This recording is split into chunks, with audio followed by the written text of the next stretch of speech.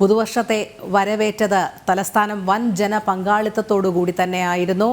ദൃശ്യങ്ങൾ വളരെ ഭംഗിയായി തന്നെ അതെല്ലാം പകർത്തുകയും ചെയ്തിരുന്നു.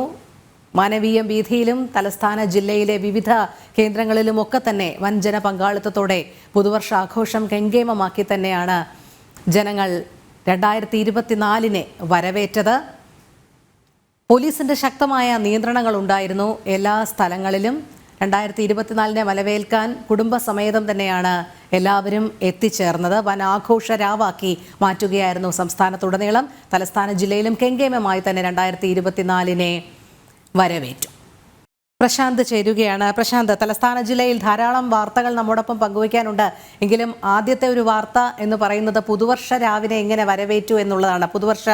2024 പുതുവർഷത്തിലേക്ക് ജനങ്ങൾ നടക്കുമ്പോൾ ഇന്നലെ രാത്രി അത് കെങ്കേമമാക്കി തന്നെയാണ് തലസ്ഥാന ജില്ലയും ആഘോഷ രാവാക്കിയത്.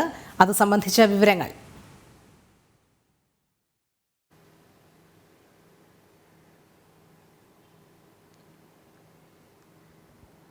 രോഹിണി, തീർച്ചയായും 2024 വരവേറ്റിരിക്കുകയാണ്. അതും തലസ്ഥാനവും അതുപോലെ തന്നെയായിരുന്നു. വളരെയേറെ ഈ തലസ്ഥാനത്തിൻ്റെ നഗരപരിധിയിലും പുറത്തുമായിട്ട് വളരെ എല്ലാ സ്ഥലത്തും ഇത്തരത്തിൽ ആഘോഷങ്ങളുണ്ടായിരുന്നു. എന്തായാലും നമുക്ക് ഈ വർഷത്തെ എടുത്തു പറയേണ്ട, അല്ലെങ്കിൽ ഈ വർഷത്തെ ആഘോഷം അതൊരു അതിരിവിടുന്ന സാഹചര്യമൊന്നും ഉണ്ടായില്ല എന്നതാണ് ഇപ്പോൾ ഏറ്റവും എടുത്തു പറയേണ്ടത്. തിരുവനന്തപുരത്തേക്ക് വരികയാണെങ്കിൽ തിരുവനന്തപുരത്ത് നഗരത്തിൽ മാനവീയ വീഥി അടക്കം ഈ ആഘോഷ പരിപാടികളുണ്ടായിരുന്നു. അതുപോലെ തന്നെ കനകക്കുന്നിലും മ്യൂസിയം പരിസരത്തുമെല്ലാം വളരെയേറെ ആളുകൾ തടിച്ചുകൂടിയും ഈ ആഘോഷ പരിപാടികളെല്ലാം നടക്കുകയും ചെയ്തു. ഏകദേശം 12 മണി, അതായത് ഈ പുതുവത്സരം പിറക്കുന്ന സമയമായപ്പോഴത്തേക്കും അതിൻ്റെ ഒരു അത്യുച്ചത്തിൽ ഒരു പരകോടിയിലേക്കൊക്കെ എത്തുന്ന ഒരു സാഹചര്യം ഉണ്ടായിരുന്നു. പോലീസിൻ്റെ ഒരു കർശനമായ ഒരു നിരീക്ഷണവും ഈ മേഖലകളിലെല്ലാം ഏർപ്പെടുത്തിയിരിക്കുകയും ചെയ്തിരുന്നു. നമുക്കറിയാം, ഈ നേരത്തെ തന്നെ മാനവീയ വീഥിയെ പറ്റി പറയുമ്പോൾ നേരത്തെ തന്നെ പല സമയങ്ങളായിട്ടുള്ള അനിഷ്ട സംഭവങ്ങളെല്ലാം അല്ലെങ്കിൽ അക്രമ സംഭവങ്ങളെല്ലാം ഉണ്ടായതുകൊണ്ട് തന്നെ കനത്ത ഒരു പോലീസിൻ്റെ സുരക്ഷയിൽ കൂടിയായിരുന്നു ഈ തലസ്ഥാനത്തെ അല്ലെങ്കിൽ ഈ നഗരത്തിലെ ആഘോഷ പരിപാടികളെല്ലാം നടന്നത്. അതുകൊണ്ട് തന്നെ അക്രമ സംഭവങ്ങൾ വളരെ അധികമായി റിപ്പോർട്ട് ചെയ്യുകയും ചെയ്തില്ല. എന്തായാലും വളരെ ഈ പുതുവത്സരത്തെ എല്ലാവരും വരവേറ്റിരിക്കുന്ന ഒരു കാഴ്ച കൂടിയാണ് നമുക്ക് കാണാൻ കഴിഞ്ഞത്. മറ്റൊന്ന് വർക്കല പ്രദേശത്തായിരുന്നു. വർക്കലയിലും ഇത്തരത്തിൽ ആളുകൾ എത്തുകയും കൂട്ടമായി എത്തുകയും ഒക്കെ ചെയ്തു. ആഭ്യന്തര സഞ്ചാരികളടക്കം വരുന്നൊരു സാഹചര്യം ഉണ്ടായിരുന്നു. അതുപോലെ കോവളത്തേക്ക് വരികയാണെങ്കിൽ അവിടെയും ഈ പുതുവത്സരവുമായി ബന്ധപ്പെട്ടുള്ള ആഘോഷ പരിപാടികളെല്ലാം വളരെ ഭംഗിയായി ആർഭാടമായൊക്കെ നടക്കുകയൊക്കെ ചെയ്തു. ഈ പോയ വർഷത്തിൻ്റെ ഒരു കഷ്ടപ്പാടും ദുരിതവും ഒക്കെ മാറ്റി ഒരു പുതിയ വർഷം ആയിരിക്കുമെന്നൊരു പ്രതീക്ഷ കൂടിയാണ് എല്ലാവരും പങ്കുവെക്കുകയും ചെയ്തത്. അതിൻ്റെ ഒരു സന്തോഷവും ആഘോഷവും എല്ലാം ഈ ആളുകളിൽ കാണുകയും ഒക്കെ ചെയ്യാമായിരുന്നു.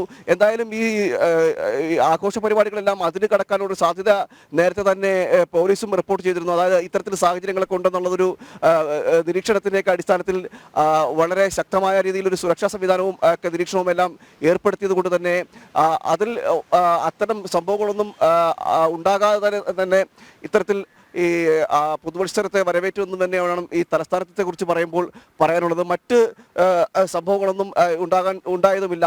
എന്തായാലും ഈ ആളുകൾ ഈ കൊറോണയെല്ലാം കഴിഞ്ഞു വരുന്ന പുതുവത്സരം, അത് കഴിഞ്ഞ വർഷത്തെ കൂടി അപേക്ഷിച്ച് നോക്കുമ്പോൾ ഇത്തവണ ആളുകളുടെ ഒരു സാന്നിധ്യം വളരെ കൂടുതലായി. അതെ, തീർച്ചയായും പ്രശാന്ത്, അത് തന്നെയാണ് എടുത്തു പറയാനുള്ളത്. കാരണം കുടുംബസമേതം തന്നെയാണ് ഇത്തവണ 2024 വരവേൽക്കാൻ തലസ്ഥാന ജില്ല ഒരുങ്ങി എന്നുള്ളതാണ്. കഴിഞ്ഞ ദിവസം നമ്മൾ കണ്ടതാണ് രാത്രി കാഴ്ചകളൊക്കെ തന്നെ. എല്ലാവരും കുടുംബസമേതം തന്നെ നിരത്തിലേക്ക് എത്തുന്ന കാഴ്ച തന്നെയാണ് കണ്ടത്. കുടുംബസമേതവും അല്ലാതെയും ഒക്കെ ധാരാളം പേർ എത്തിച്ചേരുന്ന ഒരു കാഴ്ച നമ്മൾ കണ്ടതാണ്. കനത്ത സുരക്ഷാ വലയത്തിനുള്ളിലായിരുന്നിട്ട് പോലും തലസ്ഥാനം അത് കെങ്കേമമായി തന്നെ ആഘോഷിക്കുന്ന ഒരു കാഴ്ച നമ്മൾ കണ്ടതാണ്. ഏത് രീതിയിലായിരുന്നു, എത്രത്തോളം കർശനമായി തന്നെയായിരുന്നു സുരക്ഷാ ക്രമീകരണങ്ങളും ഒരുക്കിയിരുന്നത്?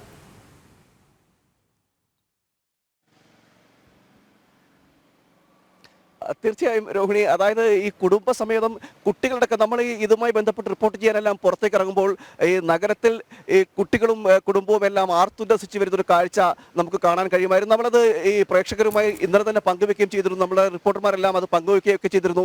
തലസ്ഥാനം കൂടുതൽ ഈ വർണ്ണാഭമായ ദീപാലങ്കൃതമായ ഒരു അന്തരീക്ഷമായിരുന്നു. നേരത്തെ തന്നെ അതുമായി ബന്ധപ്പെട്ട സജ്ജീകരണങ്ങളെല്ലാം ഒരുക്കിയിരുന്നത് കൊണ്ട് തന്നെ അത്തരത്തിൽ ആളുകൾ നഗരത്തിലേക്ക് എത്തുകയും ചെയ്തിരുന്നു. മറ്റുള്ളത് ഈ മാളുകൾ കേന്ദ്രീകരിച്ചായിരുന്നു. എന്നാൽ അത്തരത്തിൽ മാളുകൾ കേന്ദ്രീകരിച്ചൊക്കെ വരുമ്പോൾ അവിടെ കർശന നിർദ്ദേശമുണ്ടായിരുന്നു. അതുകൊണ്ട് തന്നെ 11 മണിക്ക് തന്നെ ഈ മാളുകളെല്ലാം ക്ലോസ് ചെയ്യണമെന്നൊരു അല്ലെങ്കിൽ അടയ്ക്കണമെന്നൊരു നിർദ്ദേശം സർക്കാർ കൊടുത്തിരുന്ന ഉത്തരവുണ്ടായിരുന്നു. അതുകൊണ്ട് അത്തരം ഭാഗങ്ങളിൽ ആഘോഷങ്ങൾ കുറവായിരുന്നെങ്കിൽ പോലും നഗര കേന്ദ്രീകൃതമായിട്ടായിരുന്നു ഈ പുതുവത്സരവുമായി ബന്ധപ്പെട്ട ആഘോഷങ്ങളെല്ലാം ഉണ്ടായിരുന്നു വേണം നമുക്ക് മനസ്സിലാക്കാൻ. അതുകൊണ്ട് തന്നെ വിവിധ പരിപാടികളും വിവിധ സംഘടനകളെല്ലാം നടത്തുന്ന പരിപാടികളും DJ പാർട്ടികൾ അടക്കം ഉണ്ടായിരുന്നെങ്കിൽ പോലും ഈ നേരത്തെ ഞാൻ പറഞ്ഞതുപോലെയുള്ള സംഭവങ്ങളൊന്നും ഉണ്ടാകാതെ അത്തരത്തിൽ അക്രമ സംഭവങ്ങളോ ഒന്നും റിപ്പോർട്ട് ചെയ്യാതെ ഉള്ളൊരു പുതുവർഷം പിറക്കുന്നൊരു സാഹചര്യം തലസ്ഥാന നഗരിയിലും ഉണ്ടായി. എന്തായാലും വളരെ ആഘോഷപൂർവ്വമാണ് ഈ പുതുവത്സരത്തെ ജനങ്ങളെല്ലാം വരവേറ്റിരിക്കുന്നതെന്ന് വേണം നമുക്ക് മനസ്സിലാക്കാം. അതിൻ്റെ ഒരു ആലസ്യം ഈ നിരത്തുകളിലും കാണാറുണ്ട്. നമ്മളിപ്പോൾ ഈ വാർത്ത റിപ്പോർട്ട് ചെയ്യാനായി വന്നപ്പോൾ പോലും അങ്ങനെ ഈ ആളുകൾ പുറത്തേക്ക് ഇറങ്ങി വരുന്നൊരു സാഹചര്യമേ ഉണ്ട്. അതായത് ഇന്നലത്തെ ആ ഒരു ആലസ്യവും ആ ആഘോഷത്തിൻ്റെ ഒരു ഉറക്കച്ചടവെല്ലാം എല്ലാവരിലും ഉണ്ട്. എല്ലാവരും ഈ പ്രഭാതത്തിലേക്ക് പുറത്തേക്ക് അവരവരുടെ കൃത്യങ്ങളിലേക്കൊക്കെ ഇറങ്ങി വരുന്നേ ഉള്ളൂ.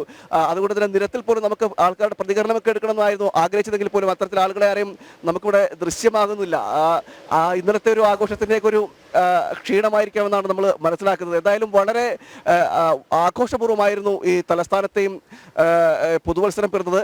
മറ്റ് വാർത്തകളിലേക്ക് വരുമെങ്കിൽ അതുമായി ബന്ധപ്പെട്ടുള്ള പുതുവത്സരവുമായി ബന്ധപ്പെട്ട ആഘോഷ പരിപാടികൾക്ക് ശേഷം ഒരു കൊറോണ സംബന്ധിച്ചൊരു നിയന്ത്രണം ഉണ്ടായിരുന്നു. അത് എത്ര കണ്ട് ഇനി ബാധിക്കുമെന്നത് കൂടി നമുക്ക് മനസ്സിലാക്കേണ്ടിയിരിക്കുന്നത്. കാരണം ഇപ്പോൾ നിലവിലെ സാഹചര്യം വെച്ച് കേരളത്തിൽ കൊറോണയൊക്കെ വർദ്ധിച്ചു വരുന്ന സാഹചര്യം ഉണ്ടായിരുന്നു. അത് ഈ പുതുവത്സരാഘോഷം കഴിയുമ്പോഴേക്കും അത് കൂടാനുള്ള സാധ്യതയും മുന്നിൽ നേരത്തെ ആരോഗ്യവകുപ്പെല്ലാം പറഞ്ഞിരുന്നു. ഇനി ഇത്തരത്തിൽ ഈ പുതുവത്സരം പിറന്ന ഈ പുതുവത്സരത്തിൻ്റെ ഒരു ആഘോഷ പരിപാടികളെല്ലാം ശേഷം അത് എത്ര കണ്ട് വർദ്ധിക്കും എന്നതാണ് ഇപ്പോൾ നമുക്ക് അറിയേണ്ടത്. അതുമായി ബന്ധപ്പെട്ട് നേരത്തെ തന്നെ ഇത്തരത്തിൽ പുതുവത്സരാഘോഷങ്ങൾ പങ്കെടുക്കുമ്പോൾ മാസ്ക് അടക്കമുള്ളവ അല്ലെങ്കിൽ സാനിറ്റൈസറൊക്കെ ഉപയോഗിക്കുന്ന ഒരു നിർദ്ദേശവും ആരോഗ്യവകുപ്പിന്റെ ഭാഗത്തും ഉണ്ടായിരുന്നു. അതൊക്കെ പാലിച്ചുകൊണ്ട് വേണം എന്നാണ് നമുക്ക് മനസ്സിലാക്കാൻ കഴിയുന്നത്. കുട്ടികളുമായൊക്കെ വരുമ്പോൾ ഏറെക്കുറെ ആളുകൾ അത്തരം ജാഗ്രതാ നിർദ്ദേശങ്ങളൊക്കെ പാലിക്കുകയും ചെയ്തിട്ടുണ്ട്. കൂട്ടം കൂട്ടമായി എല്ലാവരും നഗരത്തിലേക്ക് എത്തുകയും അവർ പലതരം ഈ നഗരത്തിൽ തന്നെ വിവിധ ഭക്ഷണശാലകളെല്ലാം ഒരുക്കിയൊക്കെ ചെയ്തിരുന്നു. അതുകൊണ്ട് തന്നെ അത്തരത്തിൽ ഭക്ഷണത്തിൻ്റെയൊക്കെ സ്വാതന്ത്ര്യവാനും മറ്റ് കലാപരിപാടികൾ കാണുവാനും നഗരത്തെ ആസ്വദിക്കുവാനും ഒക്കെ കഴിഞ്ഞു എന്നതാണ് ഇത്തരത്തിൽ പുതുവർഷം ഈ തിരുവനന്തപുരത്തേക്ക് പറയുന്നത്.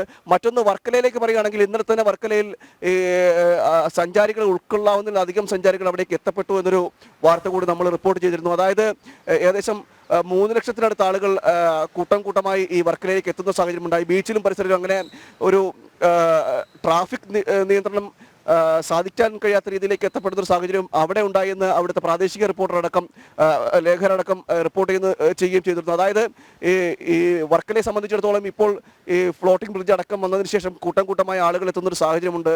അതുപോലെ തന്നെ ക്ലിഫിലേക്ക് അടക്കം പുതുവത്സരം ആഘോഷത്തിനായി പുറത്തു നിന്നും, അതായത് ഇപ്പം ഏറ്റവും കൂടുതൽ നമ്മുടെ കേരളത്തിലേക്ക് എത്തുന്നത് ആഭ്യന്തര സഞ്ചാരികളാണ്, ഡൊമസ്റ്റിക് ടൂറിസ്റ്റുകളാണ് എത്തുന്നത്. വിദേശികൾ അങ്ങനെ വരുന്നൊരു സാഹചര്യം നിലവിലില്ല. അത് കോവളത്തേക്കായാലും ശരി, മറ്റ് കേരളത്തിൻ്റെ ഈ തെക്കൻ കേരളത്തിലടക്കം നേരത്തെ ഏറ്റവും കൂടുതൽ തീരുന്ന വിദേശ സഞ്ചാരികളാണെങ്കിൽ ഇപ്പോൾ ഈ പുതുവത്സരം ആഘോഷിക്കാൻ അടക്കം എത്തുന്നതിൽ വിദേശ സഞ്ചാരികളുടെ ഒരു കുറവ് നമുക്ക് ദൃശ്യമാണ്.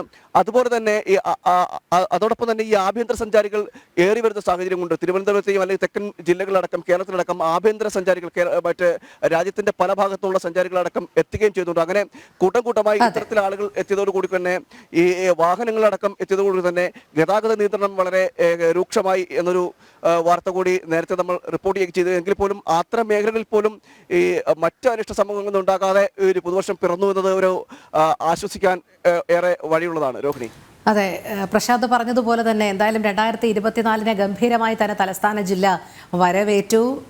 രാത്രി ഏറെ വൈകിയുള്ള ആഘോഷത്തിൻ്റെ ആലസ്യത്തിലാണ് രാവിലെ എന്നും പ്രശാന്ത് സൂചിപ്പിക്കുകയുണ്ടായി. നമുക്ക് ഒരു പുതുവർഷ ആശംസകൾ നേരുന്നതിനോ അല്ലെങ്കിൽ പൊതുജനങ്ങളുടെ അഭിപ്രായം നേരുന്നതിനോ ഒന്നും ആരെയും പൊതുനിരത്തിൽ കാണുന്നു പോലുമില്ല. എല്ലാവരും ആലസ്യത്തിൽ തന്നെ. എന്തായാലും നമുക്ക് വരും മണിക്കൂറുകളിൽ പുതുവർഷത്തിൻ്റെ നിറവുകൾ പ്രേക്ഷകരുമായി പങ്കിടാം.